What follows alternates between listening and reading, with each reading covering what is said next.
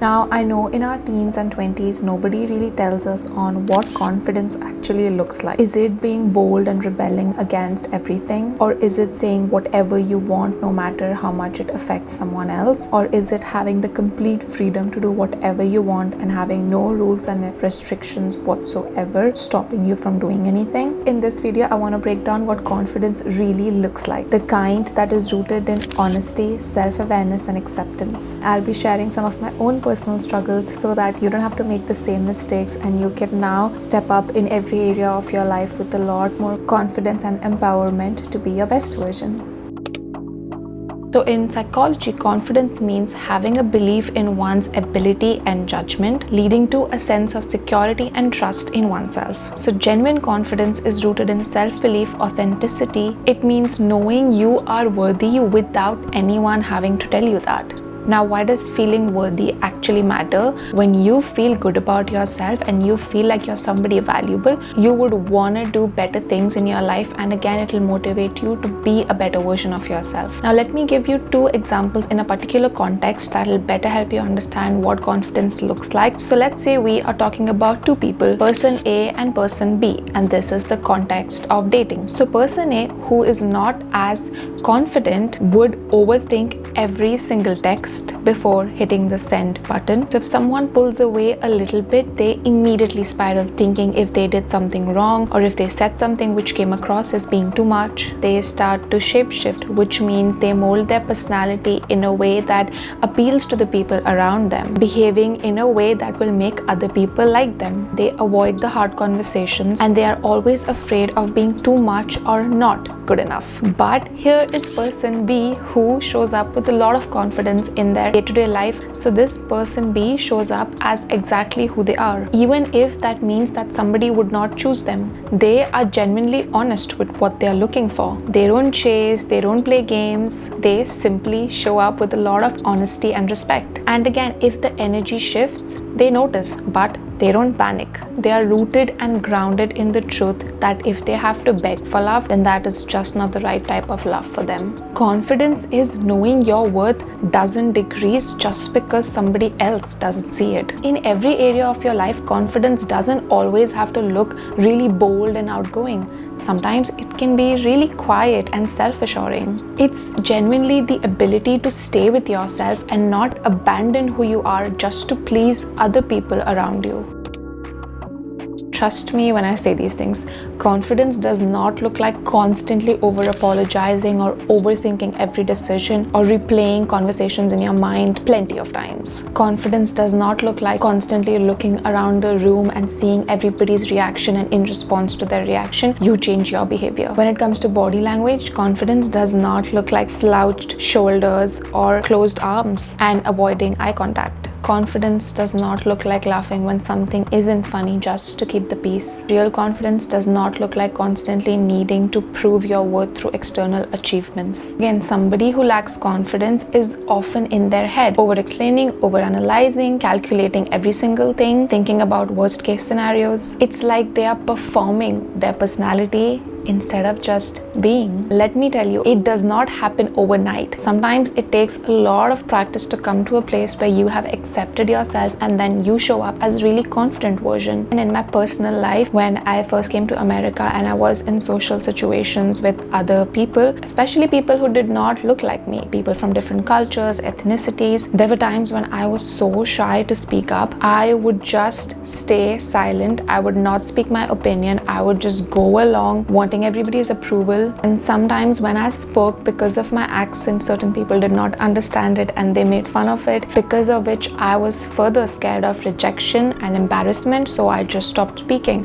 I would literally be the silent person in all social situations, not voicing my thoughts or opinions or beliefs, but simply staying in the back and letting things be. Living a life from that place is just not good. I genuinely thought that I was being too much sometimes if I said something or if I cracked a joke, but the older I get, the more I realize there is no such thing as being too much. If you think that you're being too much, then you're simply around people who don't understand you. When you're surrounded by the right group of people, they will never make you apologize for who you are. Rather, they will embrace and accept you for your authenticity, vulnerability, and being able to show up just as you are.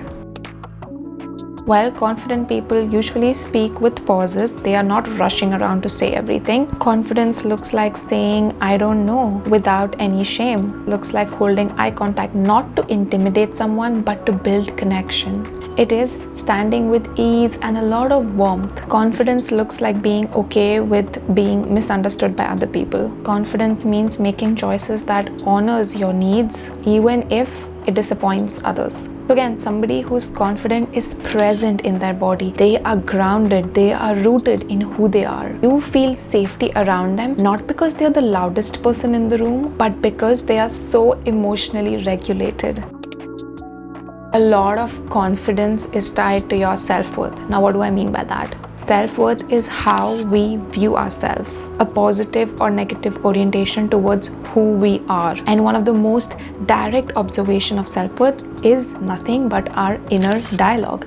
How we talk to ourselves, what kind of thoughts do we have on a daily basis, and how does those thoughts make us behave? How do we interact in social situations? How do we navigate stressful things in our personal, professional, or relationships? Now, whether it's the quiet voice we hear in our minds or the things we say out loud, our self-worth often reveals whether we are holding space for growth or simply internalizing shame. In a lot of scenarios, when things don't go our way, we tend to blame ourselves or the external environment, or just have a very negative self-talk. An example of this could be if you didn't do well in a test, your instant response or thought process behind that is, I am so stupid for failing this test, I should have done better, this did not go my way. So all of these thoughts are rooted in a lot of negativity. Now, if we actually take a step back and learn to reframe those thoughts, one can instead say that the test was really difficult, I had a hard time with it, but that doesn't mean I'm going to give up, and that doesn't mean one failure in one test or getting bad grades defines who I am as a person. Nothing that happens externally should change the way you internally feel about yourself, because your self-worth is just rooted in who you are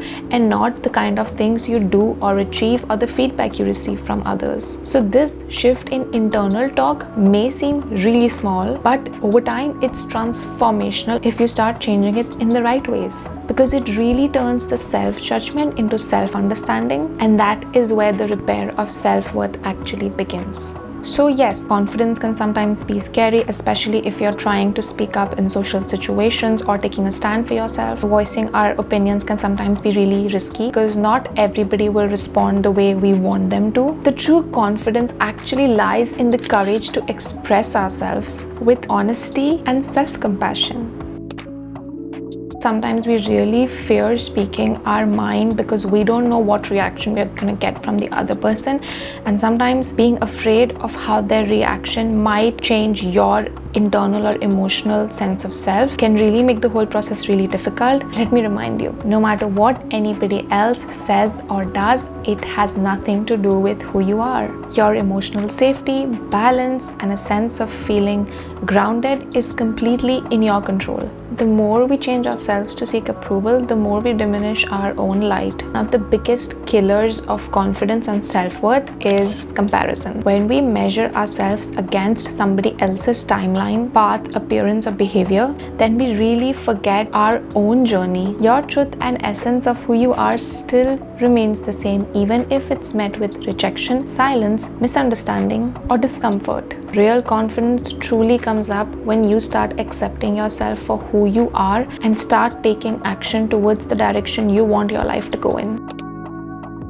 Practice conscious self-talk. I have said this so many times in this video and I'll keep saying that, but this is the root of everything. You need to start noticing your inner dialogue without any judgments. So each time you catch yourself having a harsh, critical, or negative thought, pause and try to reframe it. So instead of saying I'm not good enough, no matter how hard I try, I fail, or life is never going to change, take a step back and reframe it by saying I am learning and growing, and that is enough for today. I'm trying to do my best, living a life that is aligned to my truth. Everything works out for me in the best way possible. Over time, this reconditioning creates a much more compassionate internal environment. So a very common example of this could be after receiving constructive criticism at either school, college, or work, instead of thinking, I am a failure and I can never do anything right, you instead say that this feedback is a chance and opportunity for me to grow, and it is not a reflection of my self-worth. This genuinely reduces the amount of self-critical, judgmental, and shameful thoughts you have, and instead turn them around into a lot of compassion and self-acceptance, because it's only when you're in that state of mind that you would want to improve, better yourself, or move towards achieving your goals.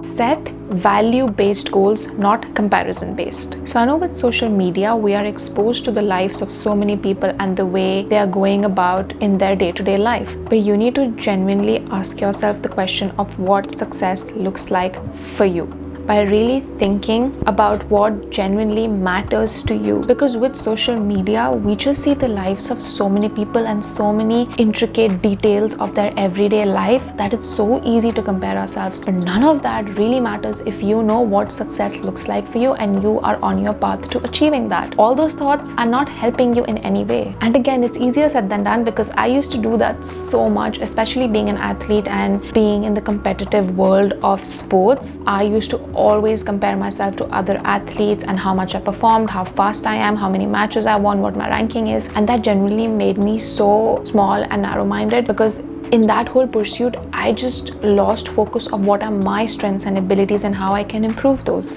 Through small daily actions, reflections, and showing up as yourself again and again every single day is gonna help you feel more rooted in who you are and show up as your best self. The right tools, the right awareness, and a bit of patience, you can unlearn all the noise and return back to who you were always meant to be, with safety, presence, and a lot of honor and respect. Thank you so much for watching this video. I'll see you in the next one. Bye.